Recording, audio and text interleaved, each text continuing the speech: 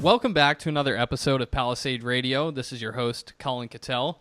Returning guest on the program with us today, coming from North Eleuthera, Bahamas, David Skarica. He's the editor of addictedtoprofits.net. David, welcome back to the program. Thanks for having me, Colin.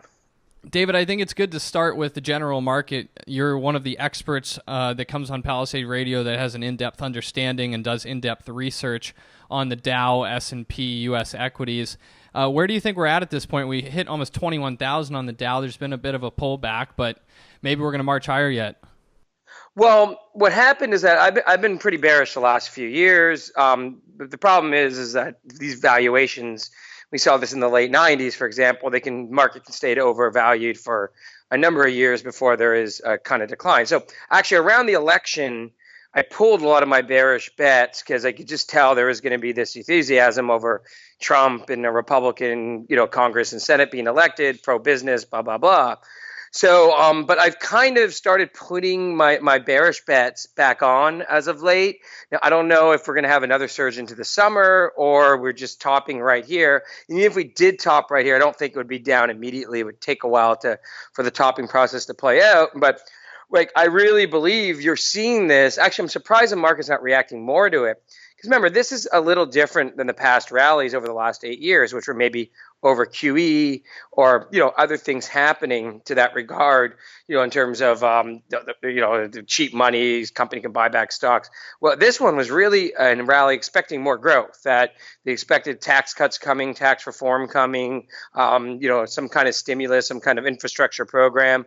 And I think what I believe is that it's kind of unraveling and that none of this is going to happen. We've already seen Obamacare get voted down, and now Trump is attacking the Freedom Caucus, but he needs those guys to pass anything. So the problem is that he's going to come up with a tax bill, and he's also going to want to do some form of infrastructure because the Freedom Caucus guys really aren't into large government programs and large government. They don't want to see an expansion in the deficit. So I think it's going to be really tough to get any of these things through. Another thing too is the debt ceiling expired in March, and the government runs out of money in June. No one's talking about this, but you could get a government shutdown, and then you can't pass anything in terms of tax cuts or infrastructure until you extend that debt ceiling. And again, in those negotiations, I would expect the Freedom Caucus to really, really, kind of work hard against Trump. Now, you might say, what the hell does politics really have to do with the markets? Again, the last move on this rally from about 18 to 19,000 on the Dow to 21 was really based on these stimulus and things and these tax cuts happening. It was actually the best rally from the election to the inauguration speech since Hubert Hoover in 1929. And the similarity between that and then was we were in an 8-year bull market then. We are in an 8-year bull market now, and that was kind of like the final blow-off before the crash in 29. So I don't know, in the short and intermediate term, it's always hard to know. But I would definitely think that if in the next 2 to 3 months you see this kind of unraveling where these tax cuts and tax reform or any of these things haven't really been priced into, or that were priced in the market, aren't going to happen or happen on a much smaller scale, that is really going to hurt the rally here kind of going forward. So that's really what I would be watching for. And the problem, too, is, see, one reason the S&P rallied this much was the corporate tax reform they wanted to do supposedly would add about $15 per share to earnings on the S&P. And the S&P earnings were about 120 before estimated for this year. Well, then boom, that $15 brings it up to 135. So the market kind of priced in that increase of earnings due to lower tax rates. So it's going to be really tricky and dicey going forward. And I think here's two things to watch that is kind of calling, I guess you could say, BS on this market rally. The TLT, the bonds, look like they're showing a sign of bottoming. And usually, government bonds and U.S. government bonds tend to rally during market declines. They did that in 2008. They did that in 2011 when there was a little correction there. And then the second thing would be gold prices, gold and precious metals that, unlike, say, 2014, 15, when the market kept going higher, the gold prices are down stores are up, and they're holding in around 1250. We're not seeing a big correction in gold, and it's almost like those kind of two flight to safety assets, long-term government bonds and precious metals prices, are telling you that you're in the latter stages of this rally. And I'm also seeing like this, and this actually happened in 2015 before the correction. This happened in 2007 before the market went down, in early 2000 as well. We're seeing most of the gains in the markets going into like the handful of stocks, like those FANG stocks have remained very strong the last few weeks, but a lot of other stocks, especially in energy, some other commodities, and in some other sectors, the bank stocks, for example, which were really strong before the last few weeks, they've all started to roll over, where it's really, again, this handful of tech stocks driving the averages. And that, again, tends to happen in the later part of a rally or bull market. I wonder if the reason nobody's talking about the debt ceiling is because this is probably the 10th time I can remember in the last 5 years that a debt ceiling was supposedly going to be breached, and every time Congress came up with a fix last minute. But, David, there's one argument to be made that when something goes up so much for so long, then it eventually has to revert. And that was kind of what we were saying for junior mining together before January of last year. Historically, this was such a bad move downward, and it was so long that at some point these stocks just were so cheap they couldn't get cheaper. And you can say the same for the Dow right now. It's just been going up so long and so far. You've also pointed out the fundamental reasons why you think the Dow might top, but are there any technical indicators that you're looking at that are pointing to a rollover? One technical indicator is quite simply length. Bull markets in the business cycle tend to be like 5 to 10 years, roughly, usually about 7 to 8. And there's only two bull markets in history that were longer than this last move. In the 50s and in the 20s and in the 90s. The 90s was about a 10-year bull market. In the 20s, it was 8 years. And usually they just die of old age. So that's one thing, that we're in the second longest bull market.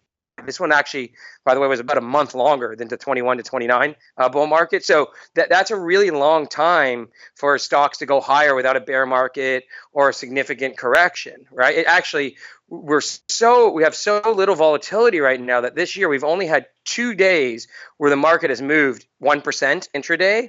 And even in non-volatile years, you tend to have 40 of those a year. Well, do the math. 2 in the first quarter means times 4. You would have 8 all year. It would easily be the least volatile, ever. And I don't think that's going to continue. I think that's going to change at some point. And the technical indicators are, again, if you look at stocks that are trading over a certain moving average, that has really begun to roll over in the last few weeks. The banking stocks, which were a big part of this rally, they've performed poorly. And remember, a lot of them went up because when long-term rates went up, that really helps their business models. But I just mentioned earlier, the TLT and long-term rates now go down, and that will hurt the bank's bottom lines. So I think you're seeing the erosion, and as I've just mentioned, there's less and less stocks participating in the rally. I think the only real major index to be hitting new highs in the last few weeks is the NASDAQ, and maybe the semiconductors and a couple big stocks like Amazon, etc. So we're really seeing a deterioration in the quality of the rally, which usually precedes decline. So, and actually, everyone's forgotten now, because interest rates are low historically. Everyone's forgotten, don't fight the Fed. Usually, when the Fed starts raising 4 times in a 6 to 9 month period, the market begins to sell off. So everyone's forgot that as well, that even though they're so caught up in these Trump trades and the reinflation trade and all this sort of thing, they're forgetting that, Reserve, mildly, they are tightening the purse strings. They are, tightening monetary policy. David, if the Dow is set to go down soon, does that mean in your mind that gold is set to go up? There has been some strength in the short term on the gold price, but the gold stocks have not performed so well. Our good friend Jordan Roy Byrne is convinced that gold looks weak in the near term, and the gold stocks might follow if gold goes down. And we got to give it to him. He's right a lot more often than he's wrong on these things. What do you think is going to happen over the next couple months? That's going to be tough, because see, what happened with the gold stocks is they got so cheap compared to the metal in January of last year when everything bottomed. They had this huge run, and they've kind of just been in range. Like if you go look at a longer term chart, a year or two chart, you'll see that like the GDX to gold or the HUI to gold, it went to basically all-time low ratio in January of 2016. Basically, that ratio doubled, meaning gold stocks went up twice as fast as gold during the rally. And then it's kind of settled in this range over the last 3 to 6 months. I think it's going to be I don't know, because the problem is if you get one more surge or blow off in the stock market, that happened in 29 and 87. There was one more surge into the summer.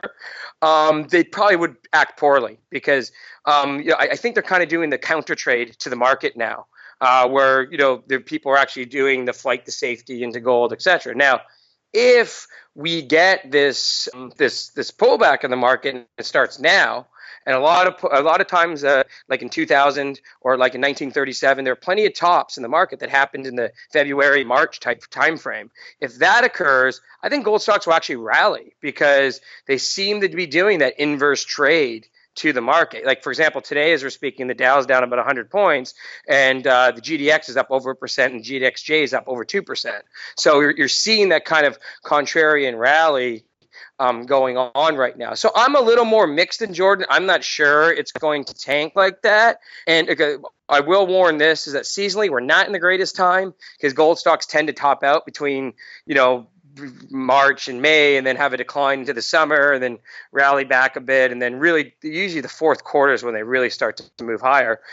So seasonally we're not in the greatest time, but there's been times like 2003 instances where gold stocks have bottomed in the spring and then rallied throughout the rest of the year.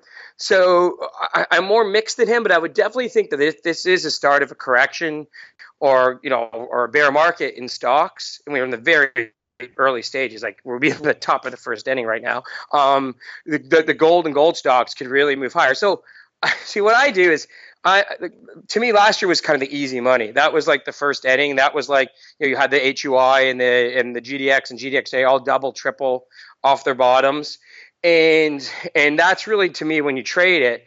And now I'm more interested in positioning myself for the longer term.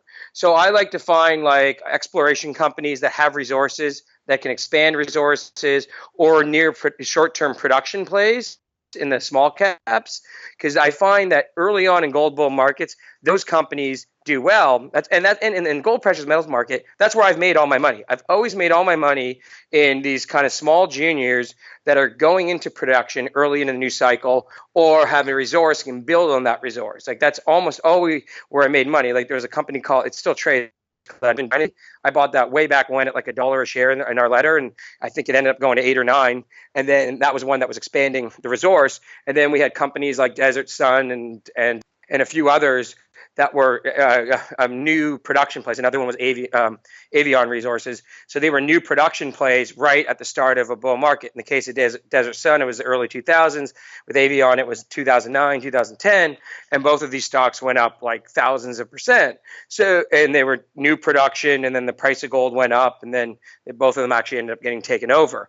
So that's usually where I do really well. So I'm not really concerned about the GDX here, if it's going to go down 30% or if it's going to go up 30%. I rather just position myself in these smaller miners, again, that have a resource or a near production, and then have a chance of getting taken over. And one company right now that I just came across in the last few weeks is called Source Exploration. Yeah, actually, just disclosure, Colin brought it to me, but I looked at it, and I get tons of these things. Like people send me, I'm on the email list of a lot of these companies. They try to pitch me, but I'm looking for that definite like structure. I either want near-term exploration or potential for resource to expand the resource.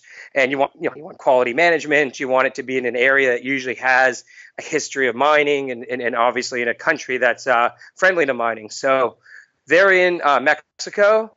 And they're in an area where there was a whole bunch of historical small mines dating all the way back to the indigenous Mexican times, like 1,000 years ago. They've been drilling this for a few years. They should have the 43-101 resource report out by the summer. So again, there you got your first resource estimate, and then hopefully they can build upon that. And they're well cashed up, so they're not going to run out of money anytime soon. The market cap's small and the share structure is tight. So that's really what I look for in these kind of companies, right? So that's, again, to me personally, I'm not going to try to time the GDX or GDXJ perfectly. I rather just enter a position in those stocks. And if there is a decline in the gold stocks, you could just, and these little juniors get taken down on that, you could just buy a little more and average down in 3-6 months, Yeah, for sure. And just to clarify, because your phone cut out for just a half second there, you said a stock that went from $1 to $8. What company was that? Oh, that was Northern Dynasty. They actually still trade, and they got a property, I think it's in Alaska, and it's like this huge low-grade deposit, but they kept expanding the resource. I think it was in 2003, and the stock, I think it actually went, I got in as the uptrend was starting. I think it actually went from being a penny stock, like a 20, 30-cent stock, to well over $10 a share. And again, that was the model where they had a resource, and they just built upon it. So I'm not going to get too mathematical with it, but the thing is, if you have small production becoming larger production, and you combine that with the price of gold going higher, or same thing with a resource, a small resource becoming a larger resource, and the multiple, it's just huge. So it's not just like, okay, remember, if you go from 1 million ounces in the ground to 2 million, plus the gold price goes from 1,200 to 1,800, that makes your share price infinitely worth more and more and more. So that's why I like those kind of deals. And then if you're in an earlier stage one that's doing this, and it has a good share structure, it means it's very tight, and a small amount of buying will push the stock higher in price. Okay, fair enough. And then in terms of small mining companies that are not just exploring and building resources, but actually mining gold, because we've talked about this in the past being a really good way to make money at the beginning of a bull market, despite what the market's actually doing. What are you looking at there? Well, two I like. One, we talked about, I think, last year, Galani Gold. They have two producing mines in Africa. Now, one of them I don't think is operating right now. They have like a small, to make it simple, I have a smaller one and a larger one. And really, I think they want to ramp up the production when gold goes over 1,300. But this stock last year, when gold went over 1,300, ramped up from 4 cents to 19 cents. And that's really what I like, something along those lines. Possibility for a leverage play when gold goes up. Another one would be Wallbridge. They're near-term production. They're going into production really sometime probably next year. And again, what happens too with these near-term production plays, as they report that they're getting closer production and it's about to start, the stock will usually start to discount that and rally into that as well. That's also what happens with them. They're another one to kind of watch. And there's a few others, but look, I do have a newsletter, so I got to keep some just for the subscribers. But those two are two I really like, and there's a few others as well. All right, very good. Well, David, I appreciate you coming back on the program. Last time we spoke, I had mentioned that if anybody is interested in talking about how to get involved in private placements, that's something I enjoy talking about to people. And you can always email me at colin@palisadeglobal.com. But David's also very good in that field, and also as it extends to protecting yourself with insurance via shorting the general equities. I know a lot of gold investors are worried what's going to happen to the Dow and how that might affect their gold stocks, and you have some good strategies in your newsletter on how to protect your portfolio. So once again, your newsletter can be found at addictedtoprofits.net. David, really appreciate you coming back on the program. Yeah, thanks for having me.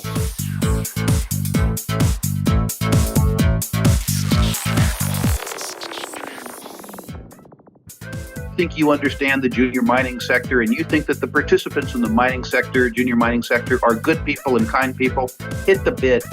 How violent that term could be, it actually could be quite violent. It could be a rip-your-face-off uranium rally. And the world is always going to need raw materials. It's going to need copper and gold and nickel and so forth. Totally destabilized. Hey, troll, did you hear what's going on in Yemen? Or are you too stupid?